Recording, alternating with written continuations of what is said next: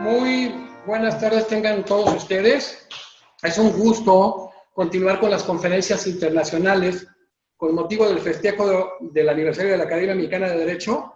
Y hoy tenemos con nosotros a una extraordinaria jurista de Brasil, pero una jurista muy reconocida en América Latina, quien ha sido designada miembro distinguido de la Academia Mexicana de Derecho, la doctora Ana Lucía Sabadell. Doctora, muchas gracias por estar con nosotros en el festejo de la Academia, de la cual usted ya es miembro distinguido. Pues soy yo que se lo agradezco muchísimo por la invitación, es un gran honor participar de la academia, es un gran honor estar con vosotros esta noche, hoy para darnos esa charla. Muchas gracias por la invitación. Bueno, la doctora Ana Lucía Sabadell de Brasil, ella es licenciada en Derecho y Psicología, máster en Derecho por la Universidad de Barcelona, máster en Derecho por la Universidad del Saarland en Alemania, autora de diversos libros y artículos publicados en Italia, Alemania, Grecia, México, Chile, Brasil, Estados Unidos y España, entre otras muchas actividades que desarrolla dentro de la academia la doctora Ana Lucía Sabadell, quien es miembro distinguido de nuestra academia, y hoy abordará un tema muy importante que, a final de cuentas, es un gran tema en América Latina y yo diría que en el mundo, el de perspectivas feministas de igualdad en textos constitucionales de América Latina. Y bueno, doctora, es un tema muy importante, es un tema muy recurrido en estos momentos por muchas cuestiones que tenemos que analizar a profundidad en los textos constitucionales, todo este tema de la igualdad, verdaderamente la igualdad sustantiva. Doctora Ana Lucía Sabadell, ¿cuál es la realidad de la violencia contra las mujeres en su país? La situación en Brasil es muy compleja. Yo creo que es tan compleja cuando peor, que quizás incluso peor que en México. Nosotros tenemos unas tasas muy altas de feminicidio, de práctica de violencia doméstica, y recién con la pandemia la situación ha empeorado muchísimo. No obstante, en Brasil nosotros tenemos una policía especializada en atender mujeres, tenemos también juzgados especializados en atender las mujeres. La situación es dramática. Nosotros tenemos un promedio muy alto de mujeres que se mueren todos los días y que son víctimas de violencia y de violencia sexual. Es una problemática bastante compleja. Yo creo que es mucho más compleja de la que encontramos en Europa. Me llamó mucho la atención este tema de que precisamente en su país existe policía y juzgados especializados en la atención de mujeres. ¿Cómo es eso, doctora? Durante los años de 1980, cuando el país muy poco a poco salía de la dictadura militar, que inició en 64, pero hubo cambio para hacer la democracia, fue un cambio que fue muy poco a poco. Primero hubo elecciones locales, después de provincias, después elecciones federales.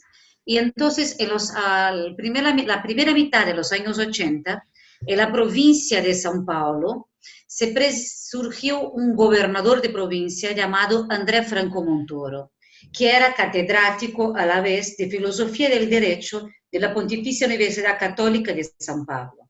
Y era muy próximo de las feministas, que han creado en América Latina, a partir de la segunda mitad de los años 80, un importante órgano vinculado a la ONU de Derechos Humanos de Mujeres llamado CLADEM. Pues entonces él era muy próximo de las feministas y las feministas se le decía a él que cuando las mujeres eran sobre todo violadas, aquella época no se hablaba de violencia doméstica, pasaba una situación muy difícil porque tenían que ir a la comisaría de policía donde eran tenidos por hombres, algunas veces por mujeres, pero era indistinto. Y entonces el gobernador Franco Montoro decidió en el año de 1985 crear comisaría de policía especializada para mujeres, donde trabajaban solamente mujeres. En Brasil, los jefes de la comisaría de policía son personas formadas en derecho, que hacen un concurso público y tienen un cupo que se llama delegado de policía. Entonces, en 1985, eso empieza por la provincia de São Paulo. A las fines de los años 80, comienzan a surgir en las otras provincias, porque también somos una federación como México, no con la misma autonomía de México, pero también con mucha autonomía. La policía, las comisarías de policía son de las provincias, no son federales. Entonces, las otras provincias empiezan también a crear las comisarías de policía. Y a los años 90 ya teníamos comisarías de policías solo de mujeres en todo el país. Cuando se aprueba en el año de 2006 la legislación de violencia de género en Brasil, con un acento, con una preocupación muy clara por la temática de la violencia doméstica, se crea también los juzgados de violencia doméstica. Tenemos hoy en Brasil 169 juzgados de violencia doméstica. Eso no quiere decir, esos son juzgados especializados. En general, el juez puede ser una mujer, puede ser un hombre, pero en esos juzgados tenemos psicólogos, asistentes sociales, que trabajan junto con los jueces, que son especializados en problemática de género.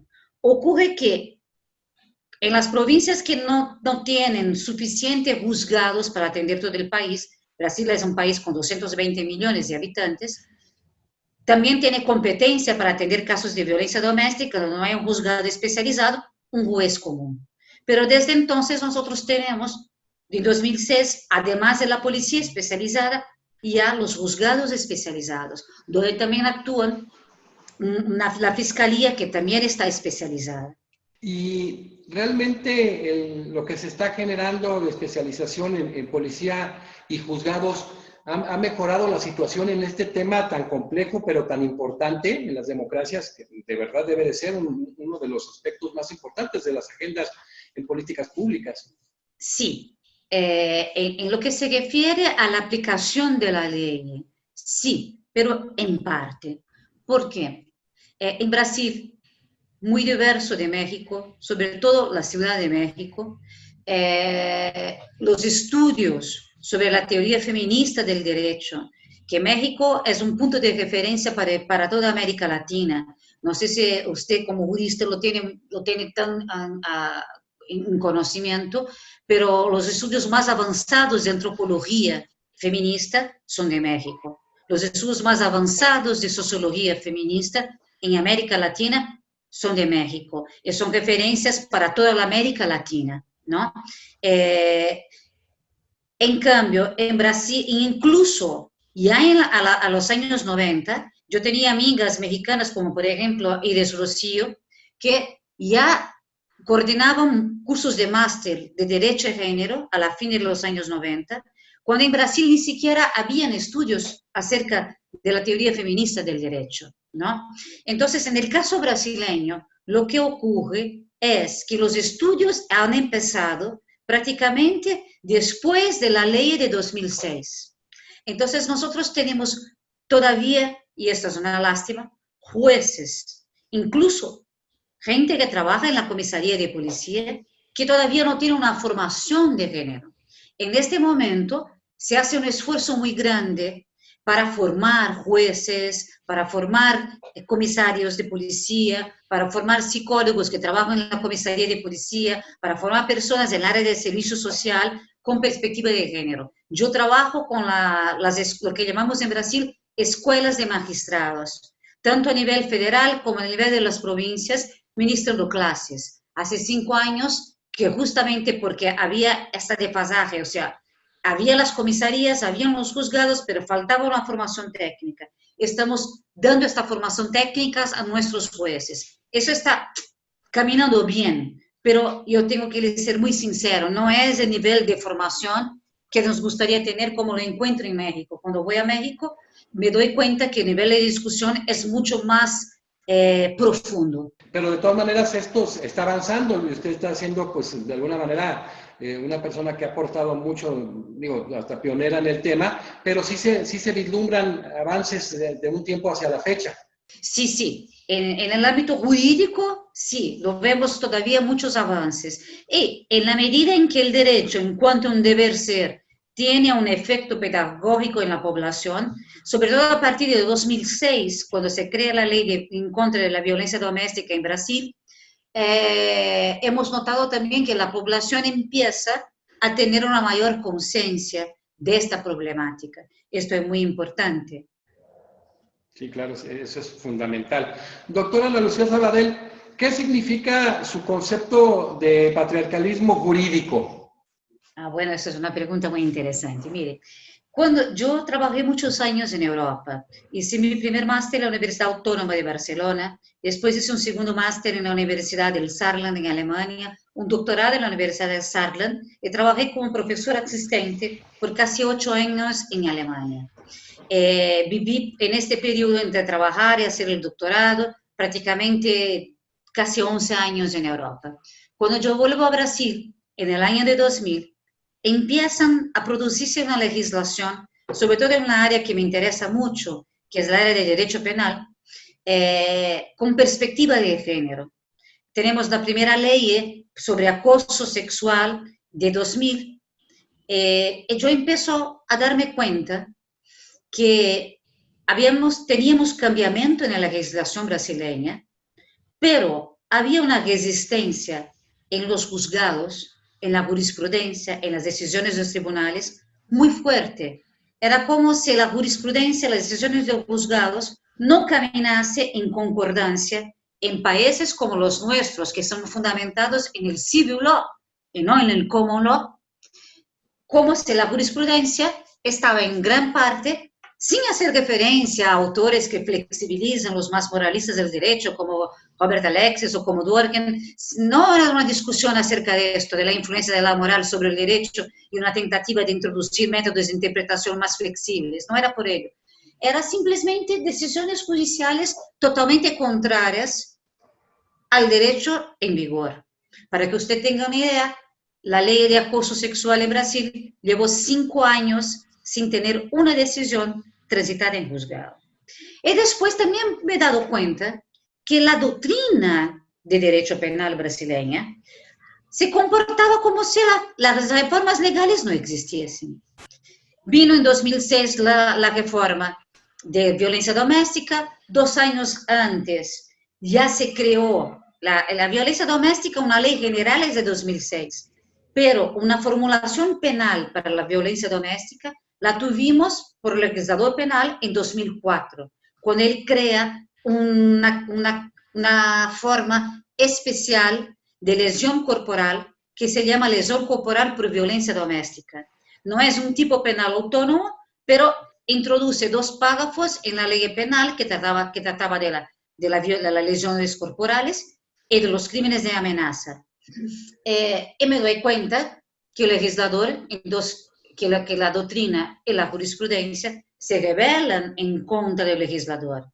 Empiezan a afirmar que la ley es inconstitucional y ellos dicen que eso no se puede aplicar.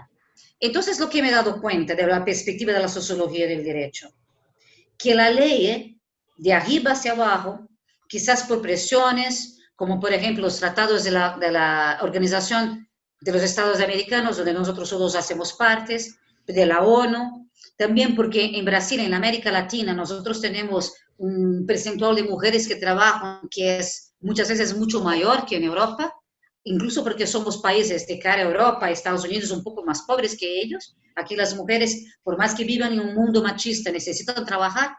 Basta pensarse en el caso de la ciudad de Juárez, en México, que me he dado cuenta que el derecho era como un sabotaje a los procesos. ¿Por qué? Porque el mundo donde se introducían esas transformaciones todavía era un mundo muy machista. Y no había una formación de los jueces, de los doctrinadores, una sensibilización hacia la problemática de género.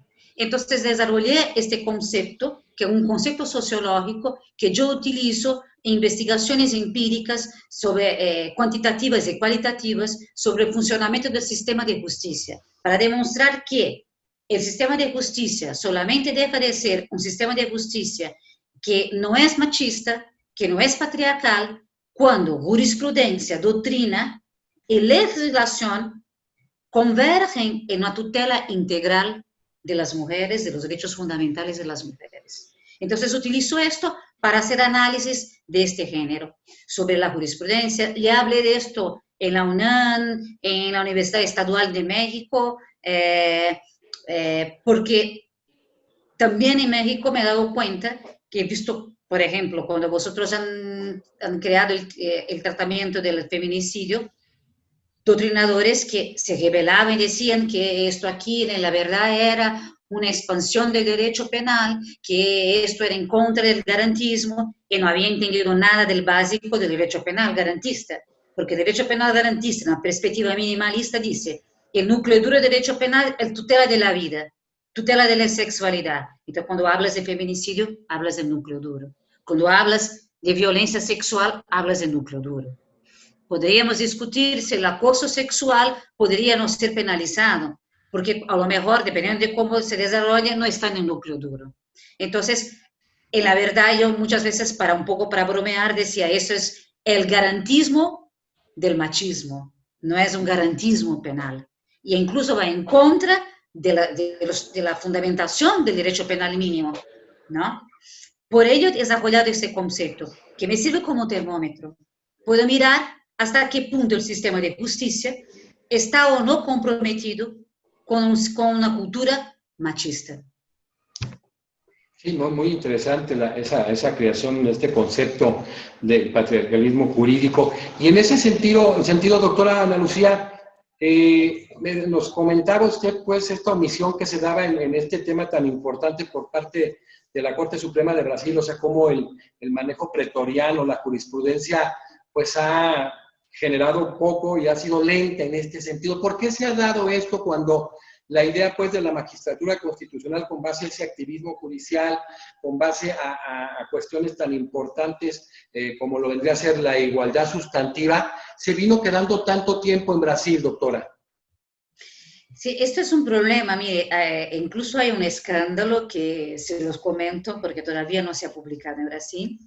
Eso es un problema. Como a principio se lo decía a usted, que los jueces no tienen una formación de género, porque no se han producido textos, no se ha producido un debate en Brasil. Esto es muy reciente. Se empieza a producir con una velocidad muy grande, pero todavía hasta que uno empiece a comprender, y como el tema del machismo se nos toca personalmente, yo siempre digo a mis estudiantes, yo también soy machista. La única diferencia con muchos compañeros míos es que yo me puse cuestiones, me planteé cuestiones en mi vida, ¿no? Pero no me considero menos machista que muchos compañeros y compañeras mías, porque he nacido en una sociedad machista. Somos todos machistas. La diferencia es esta. Entonces, lo que pasa, en la Corte Suprema todavía tenemos decisiones asustadoras. Todavía tenemos decisiones que niegan, sobre todo en materia de violencia sexual. En la violencia doméstica no. En la violencia doméstica, la Corte Suprema en los últimos años tiene se posicionado muy favorable a la tutela de los derechos de las mujeres. Pero en materia, por ejemplo, de derechos sexuales, todavía hay una gran resistencia, ¿no? Es una Corte que, por un lado, avanza en algunos temas y algunos temas en que avanza son incluso problemáticos. Por ejemplo, empleando analogía en Malam Parten, que no está permitida, han extendido la ley penal que tutela el racismo para criminalizar la homofobia.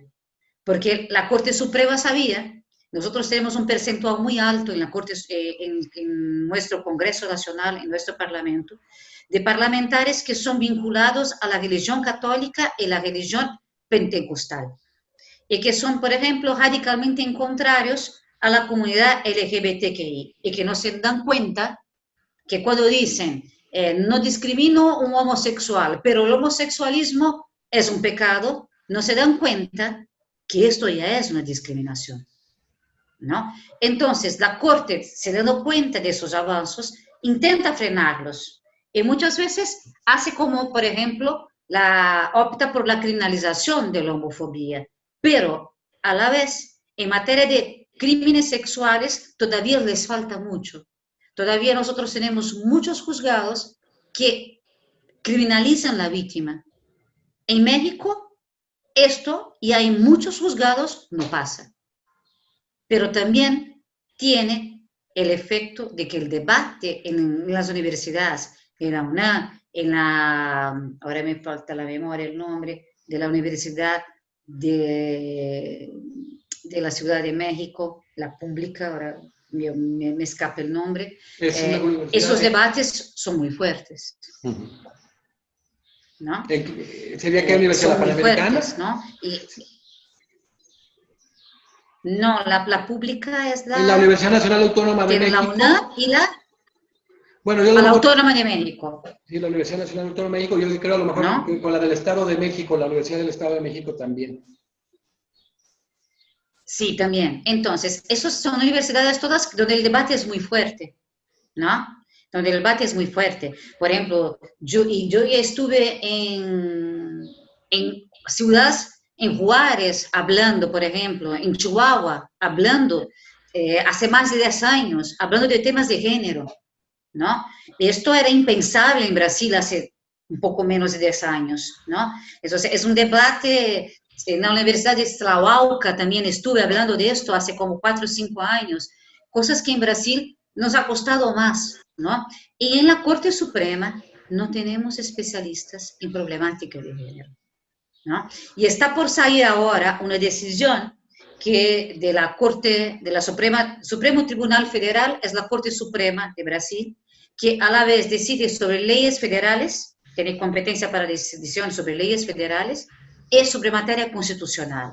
Nosotros no tenemos una Corte Constitucional autónoma. Hay un caso en que la Corte por completo decidió por la absolución de un señor condenado en primera instancia, en segunda instancia, por violación de una chica de 15 años que tiene una debilidad mental y que fue violada, según la Fiscalía, hizo en la provincia de São Paulo, por el marido de una señora, una médica que tenía una clínica, una pequeña clínica, y una vez a la semana esta chica iba a hacer tratamiento allá. Y en esta pequeña clínica, esta chica, la familia de la chica dice que la niña fue violada con 15 años. Entonces, este tipo de violación nosotros llamamos una violación para personas con debilidad. Y entonces, esta chica, la Fiscalía en primera instancia condenó a ese señor. En la segunda instancia lo condenó. Y ahora la Corte Suprema lo absolvió, ¿no? Y lo absolvió porque el juez, el ministro, que es el relator del caso, llamamos relator lo que tiene que redigir el caso, el estudio más detallado del caso, dijo que como había la duda, las testimonias, que eran las personas que eran testimonios, eran personajes que trabajaban en la clínica y han dicho que no había posibilidad de que el señor hubiera violado a la chica porque la clínica era muy pequeña, tenía un espacio muy limitado y que cualquiera lo hubiera visto. Y como había esta duda, él lo interpretaba en favor del acusado, ¿no? Entonces, esto, por ejemplo, ¿qué quiere decir?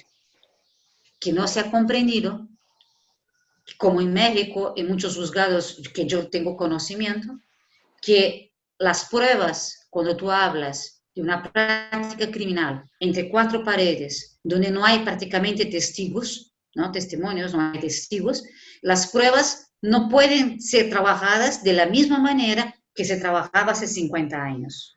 De la misma forma que es importante el examen de cuerpo de delito trabajado por un médico, también es muy importante este examen cuando está dictado por un psicólogo, ¿no? También es importante valorar la palabra de la víctima, ¿no? Entonces, en Brasil todavía tenemos esas tensiones, ¿no? Que hacen que en algunos temas, curiosamente, para la comunidad LGBTQI+, se avanza por la homofobia, pero para las mujeres todavía hay resistencia.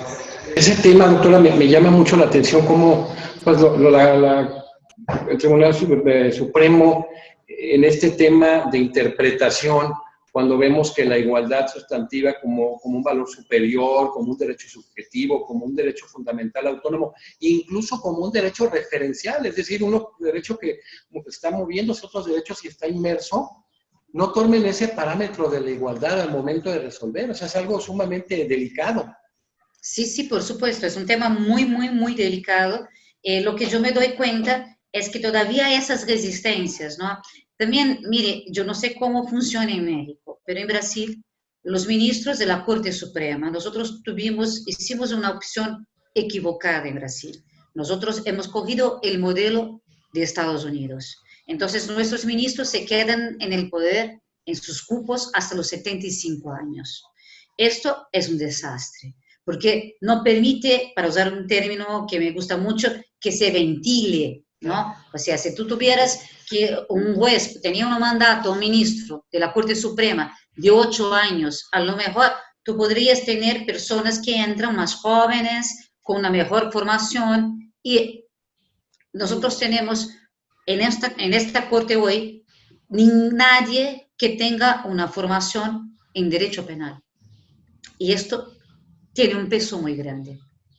Sí, el mismo criterio de apertura. Doctora Ana Lucía Sabadell, entre las teorías de igualdad, ¿cuál le parece más adecuada precisamente para este tema? Bueno, puedo hablar un poquito sobre este tema de la igualdad, y si usted quiere, usted me puede interrumpir cuando lo desee, ¿no?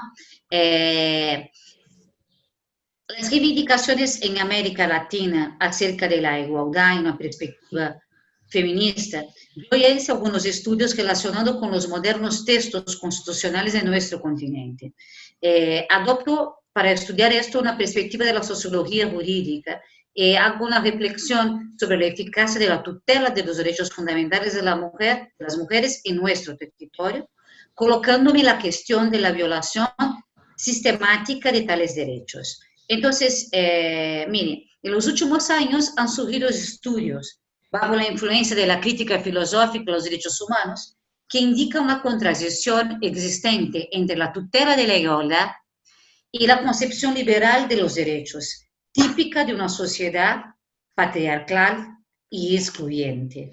Esos estudios proponen un cambio de paradigma. Hay también quienes entiendan que resulta imposible huir del modelo jurídico liberal y por lo tanto utilizan contradicciones del discurso jurídico para construir instrumentos que impulsionen el derecho en dirección al enfrentamiento de las desigualdades. Por ejemplo, afirmando la importancia de la igualdad material. Pero también hay quienes creen que con algunas reformas, sobre todo empleando mecanismos de acción positiva y litigios estratégicos, fundamentados o no en normas programáticas, que es posible avanzar en la tutela de los derechos de las mujeres. Bueno, este contexto que hoy se presenta en América Latina, en las constituciones latinoamericanas, debemos estudiarlos partiendo de una visión acerca de las teorías de la igualdad. Yo me pongo la pregunta, ¿cuál es el sentido del principio de la igualdad en un sistema jurídico y cómo es posible tratar las diferencias que terminan por constituirse en desigualdad? Yo puedo identificar algunas teorías que me parecen muy interesantes. La primera es una teoría que voy a indicar aquí para vosotros 4 teorías. La primera de Luigi Ferraioli, pero voy a hablar solo un punto específico de la teoría de Luigi Ferraioli. El profesor Ferraioli, en 93, no sé si ustedes lo saben, pero está casado con una feminista. No sé si por ello, en 1993, el profesor Ferraioli escribió un texto sobre igualdad y diferencia de género, donde toma posición en razón de las críticas que ciertos sectores del movimiento feminista italiano hacían hacia el concepto de la igualdad. Y él desarrolla en su teoría 4 modelos de igualdad. Yo voy a citar rápidamente, voy a presentar los 4 muy rápidamente, pero citarlos solamente 3, porque este texto también está en castellano y voy solamente a concentrarme en el 4. Así puedo presentar las teorías que me parecen más interesantes. Pero, resumidamente, Ferraioli sostiene que el principio de la igualdad debe ser usado para combatir las desigualdades sociales, provocando cambios que permitan la inclusión de los más débiles. Entonces, él presenta 4 modelos de tratamiento jurídico de la diferencia, que según él, tiene repercusión en la configuración de la igualdad y la desigualdad. Es una tentativa del profesor Ferraioli de explicar históricamente cómo se desarrolla la igualdad en los debates constitucionales y para tomar él una posición delante de la temática y más que todo dar una respuesta a las feministas italianas. Entonces, el primer modelo que le habla es lo que él denomina de la indiferenciación jurídica en relación a la diferencia. Dice el profesor, la igualdad en los derechos fundamentales en este modelo se configura como reconocimiento de la igualdad de derecho para todos, hecho que significa que las diferencias son simplemente ignoradas. Por lo tanto, la diferencia de género se soluciona por la sujeción real de la mujer al poder masculino. Entonces, el descenso de la mujer al papel doméstico ideológicamente está vendido, entre comillas, como natural. El segundo modelo que habla él es la diferenciación jurídica de la diferencia. Él dice, esta se expresa en la valoración de algunas identidades y por lo tanto se crea una jerarquización de la diferencia de identidad. Algunas diferencias son más valoradas, otras se asumen como estado de privilegiado, fuentes de derecho, fuentes de poder e incluso como base para un falso universalismo modelado únicamente en sujetos privilegiados. Otras identidades, como por ejemplo la de mujer, hereje, judío, son asumidas como fuentes de exclusión, como fuentes de sujeción, incluso de persecución. El tercer modelo de él es la aprobación legal de la diferencia. Aquí se lo va a decir, las diferencias, como la diferencia sexual, continúan siendo devaluadas y negadas, no porque sean concebidas como superiores o inferiores, sino porque simplemente son despreciadas e ignoradas en nombre de una supuesta declaración abstracta de igualdad. No se trata de la diferencia como un estado privilegiado o discriminado, sino resulta incluso peor, ya que simplemente se la elimina, se la suprime, se la reprime, se la distorsiona. Y ahí viene el cuarto modelo que para el profesor el modelo él desarrolla, que él lo llama igual valoración jurídica de la diferencia. Aquí la idea es muy simple. La igual valoración jurídica de la diferencia sería una igual apreciación jurídica de la diferencia, que se basa en un principio normativo de igualdad en todos los derechos fundamentales, sean políticos, civiles y sociales.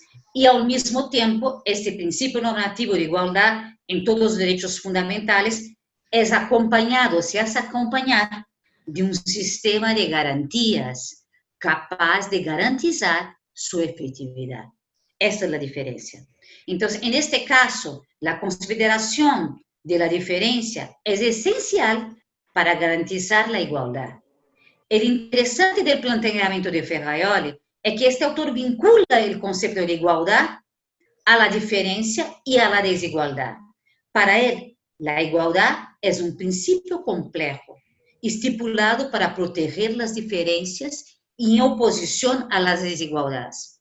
Diferencia, a su vez, consiste en la diversidad de identidades personales, que hace con que cualquier persona sea diversa de las otras.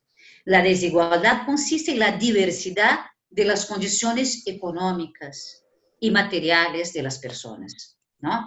En general se refiere a obstáculos de orden económico y social que limitan tanto la libertad como la igualdad de los ciudadanos. Entonces, en este cuarto modelo, definido por Ferraioli, ¿qué tiene de interesante? Las diferencias no son ignoradas, no son negadas, y las personas no son abandonadas o simplemente sometidas a la ley del más fuerte.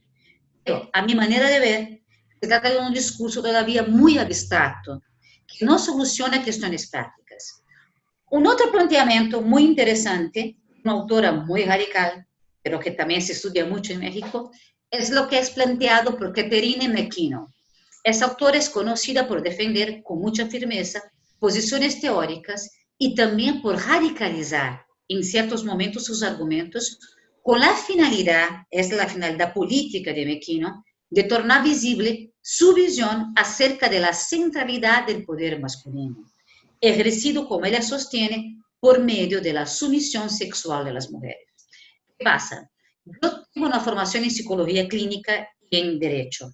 Y para mí la tesis de McKenna es muy interesante, porque yo también comparto desde la psicología que el problema de la sexualidad es un eje central en la discusión acerca del patriarcado. McKenna identifica la sexualidad dominante masculina con la práctica de la desigualdad sexual que afecta a las mujeres. Desigualdad sexual para ella es un concepto amplio. Se trata de un ejercicio de poder, según ella, que está distribuido de forma desigual en nuestra sociedad. Afirma la autora que las injusticias y el sufrimiento de las mujeres en nuestro mundo derivan de la sexualidad, precisamente de lo que ella llama de una erotización de las relaciones de sumisión. No hay igualdad y el género encuentra sus raíces en la sexualidad. Así, la explotación de la sexualidad femenina equipárase a la explotación del trabajo en el marxismo. La subordinación sexual es lo que vincula a las mujeres de diferentes partes del mundo. Por ello, para Malquino, sí sostiene ella que existe una categoría universal de mujer, como también a la vez una categoría universal de hombre. Los argumentos que afirman la existencia de una diferencia sexual fundamentada en la biología son criticadas por la autora, porque ella dice, esos argumentos son recuperados por grupos conservadores, pero también a la vez por algunas líneas del feminismo como Carol Gilligan, aunque en bajo otra perspectiva, y acaban siendo formas solamente de justificación del poder masculino. Dice la autora, la violencia sexual en general, incluyendo el acoso sexual, la prostitución, la pornografía, y ella es en contra de la prostitución, es en contra de la pornografía, son temas centrales en una teoría de la sexualidad. Entonces, con los estudios acerca de la pornografía, la Malquino logra demostrar, por ejemplo, el ejercicio desigual del poder, puesto que ella considera como práctica de política sexual que no solo permite reproducir los roles de género, atribuir poder a los hombres, generando subordinación, como también promueve violencia de género, sea cuando produce, sea cuando se consume. Una otra autora que me interesa mucho es una catedrática de Derecho Constitucional y a la vez profesora catedrática y está en la Corte Constitucional Alemana, ¿no? Se llama Susanne Bauer. La Susanne Bauer tiene un aspecto interesante en común con Malquino. Las dos tienen contacto con la práctica del derecho, ¿no? Y la Susanne Bauer, eso es un detalle importante para situar, es una defensora de los derechos de la mujer, es una profesora que es lesbiana, creo que es la primera mujer lesbiana que subió a la Corte Constitucional alemana, y ella tiene una teoría muy focada en la realidad. Le preocupa a ella la igualdad material. Ella recuerda que la igualdad es empleada solamente de manera formalista y simétrica, y que su concepción tradicional se fundamenta en un juicio comparativo, de forma a favorecer la justificación de la diferencia. Empleada como sinónimo de no arbitrariedad, se constituye como un derecho de la persona que tiene de recibir un tratamiento igualitario en presencia de la ley. Eso no resulta suficiente, dice Bauer, para tutelar los derechos de las personas que son más débiles. Por ello, la autora enfáticamente entiende que la garantía de la igualdad debe dirigirse al daño causado por la desigualdad. Tenemos que mirar el daño. El daño de la desigualdad, dice Bauer, se constituye como un sistema de privilegios y opresiones que reduce el otro al sufrimiento. Destaca que si se quiere un cambio efectivo de paradigma en nuestra sociedad que implique en el respeto de los derechos humanos de todas las personas, obviamente incluyendo las mujeres, tampoco se puede trabajar con un único argumento. Eso es un aspecto muy interesante de la teoría de esa señora. O sea, ella dice, no trabaje nunca con un único argumento, como por ejemplo el principio de la igualdad. Por ello, ella propone que libertad, igualdad y dignidad sean identificados como vértices de un triángulo y que se trabaje con una pluralidad de fuentes jurídicas valorando en nuestros países los tratados internacionales de derechos humanos ratificados. Entonces, yo recuerdo que la formulación de la dignidad humana y los derechos humanos, en el primer artículo de la Ley Fundamental Alemana, está hecho de manera genérica, de manera que la determinación de su contenido se dé por el legislador, con la vigilancia del Poder Judiciario. En especial, destaca la labor de la Corte Constitucional Alemana, del Bundesverfassungsgericht. La dignidad fue objeto de decisiones de esta Corte, que la comprende como una garantía de un mínimo de subsistencia. Esto cubre tanto la existencia física de las personas, la salud, la vivienda, los alimentos, entre otros, como también la manutención de las relaciones interpersonales y de un nivel mínimo de participación en la vida social, cultural y política, puesto que el ser humano existe necesariamente, como dice la Corte, en las relaciones sociales. Por ello, la dignidad es un valor ético-jurídico que involucra todo el sistema de derechos fundamentales y establece, por un lado, una limitación del ejercicio del poder público en Alemania. Por otro, una imposición dirigida para el legislador para que él implemente las condiciones sociales que permitan asegurar la dignidad en todos los aspectos de la vida. Por ello, Bayer recuerda la posición tomada por la primera turma de la Corte en el año 2014, que sostiene que la dignidad debe ser comprendida como una garantía del reconocimiento básico de todos de la forma como son, sea de donde sean. Ella está se refiriendo a la gente que se ha escapado de Siria, que pasa por esa situación terrible en Europa. Bueno, como sostiene esta autora, en el momento en que se pasa a considerar la igualdad como un derecho real contra la discriminación, se hace necesario que se discuta los parámetros de su violación. Y eso puede ser justificado por razones suficientes. Pero la perspectiva que más me interesa es de un profesor radicado en Brasil, llamado Dimitri de Moles. Él cuestiona la distinción entre igualdad y libertad y lo que denomina la fragmentación de los derechos humanos. Él adopta la tesis de Etienne Balibar sobre la igual libertad y comparte la crítica de este autor acerca de la debilidad política y fáctica de los derechos de igualdad y libertad en nuestras sociedades, que cumplen funciones meramente ideológicas. Entonces, profesor de Moles, de la Fundación Getúlio Vargas de São Paulo, desarrolla un complejo análisis que permite pensar la desigualdad de las mujeres. Este autor nos dice que existe una tensión permanente entre igualdad y libertad, que contribuye, y aquí uso las palabras del autor, para la manutención y a la vez reproducción de la desigualdad en tres perspectivas. Desigualdad entre nacionales y extranjeros, en cuanto mecanismo de tutela del Estado Nacional. Desigualdad para acceder a recursos económicos y a las instituciones políticas, de manera a no destruir los estímulos a la iniciativa privada y a la creatividad. Y desigualdad en los resultados obtenidos, patrimonio, cultura, posición social, para no perjudicar la libertad de las personas debido a la actuación de un Estado potencialmente totalitario. De la formulación todas las personas son libres y todos son iguales en derechos, no mantiene vínculo con la realidad, eso afecta el desarrollo de políticas de implementación de derechos humanos, porque estas políticas se enfrentan con las decepciones impuestas por la práctica.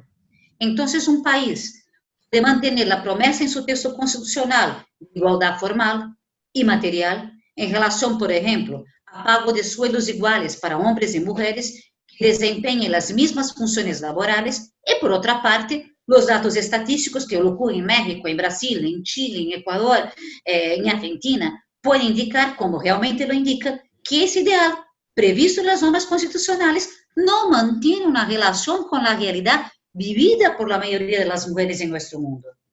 Y aunque las instituciones de derechos humanos lleguen a prever que en X años las mujeres alcanzarán sueldos iguales a los varones, se mantendrá al interno de la categoría mujer muchas distinciones, como ocurre entre hombres ricos y hombres pobres.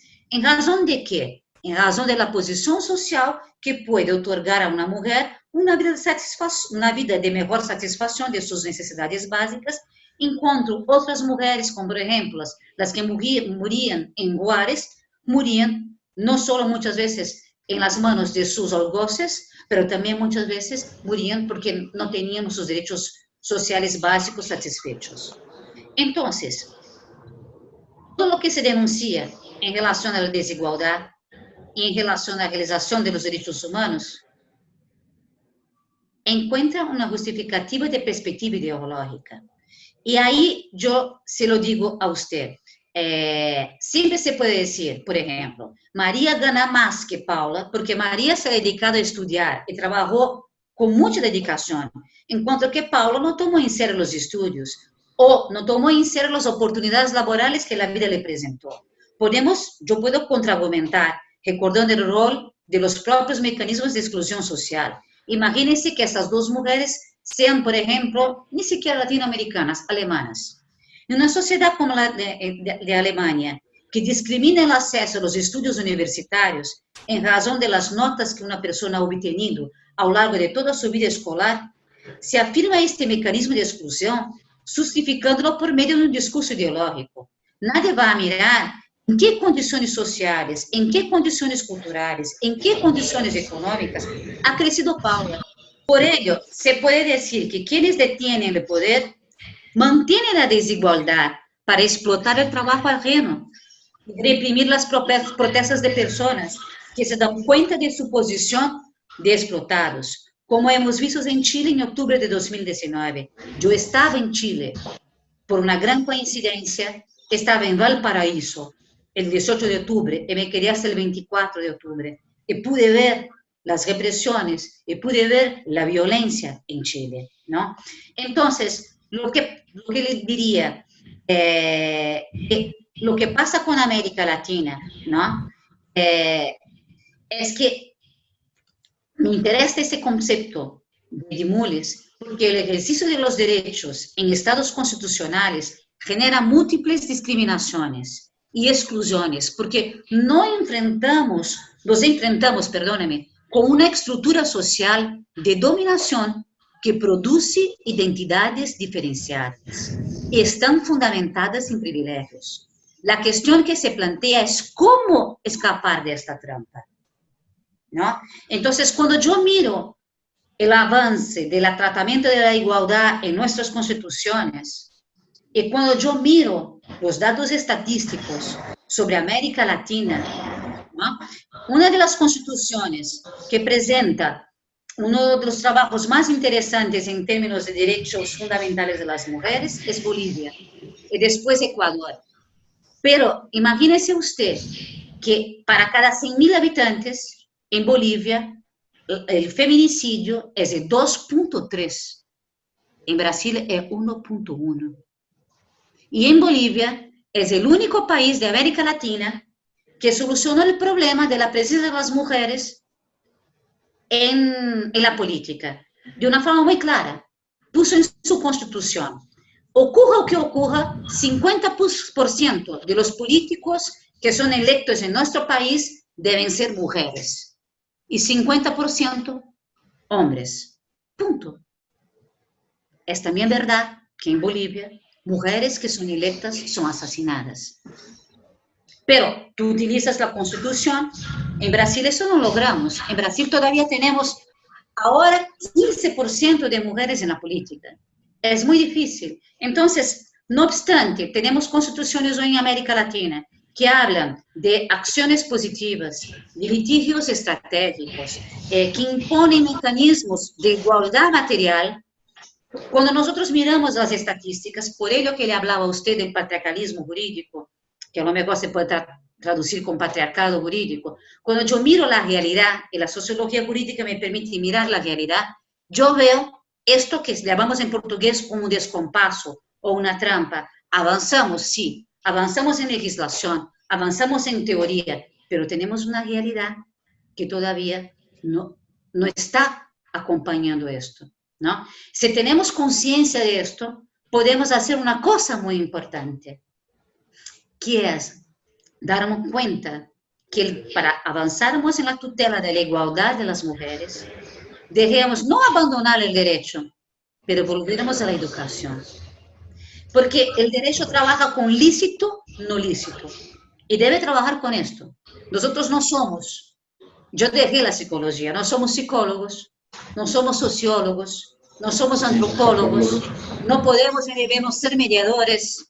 La respuesta del derecho es a una violación, si la norma es prohibitiva, si la norma hay una penalidad, ¿no? Entonces, frente a una violación de un ilícito, ¿cuál es la penalidad a este ilícito? Si es un ilícito comercial, si es un ilícito civil, si es un ilícito penal, ¿no? Y nosotros solamente podemos trabajar bajo esta perspectiva. Nuestra respuesta siempre es de alguna forma una respuesta represiva. Pero en cambio, si invertimos en educación, la educación tiene una dialéctica, la educación puede dialogar, la educación puede sensibilizar. Entonces, el gran error, en parte en América Latina, es mirar todo el tiempo para el derecho y no mirar para la educación.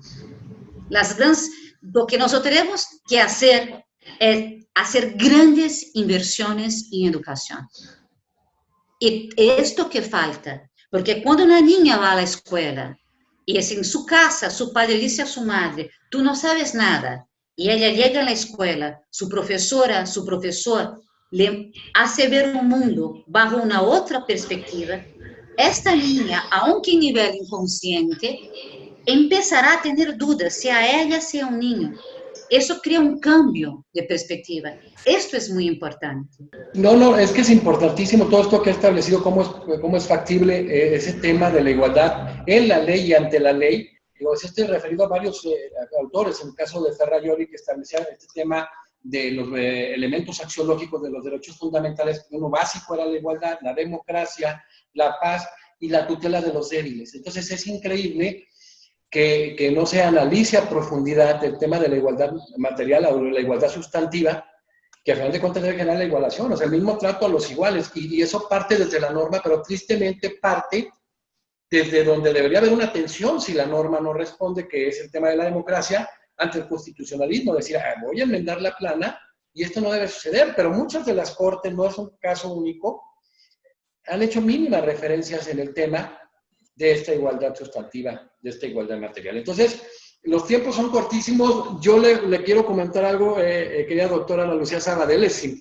Fue una extraordinaria disertación y como miembro distinguido, pues la quiero comprometer porque va a haber un taller que es para julio de género, de perspectiva de género, con 10, sobre todo temas muy específicos, lo vamos a estar generando por mes y el primero va a ser precisamente esto que es un fundamental.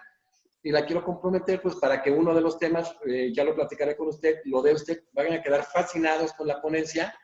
Muchísimas gracias, querida doctora, gracias por estar en la fiesta de la Academia Mexicana de Derecho, en este gran festejo, que yo diría que es un festín con cerca de 150 doctrinistas de México y de todo el mundo, de los 5 continentes más materialmente están presentes, sobre 30 ramas del derecho, y verla y tenerla aquí con un tema tan profundo pero tan importante.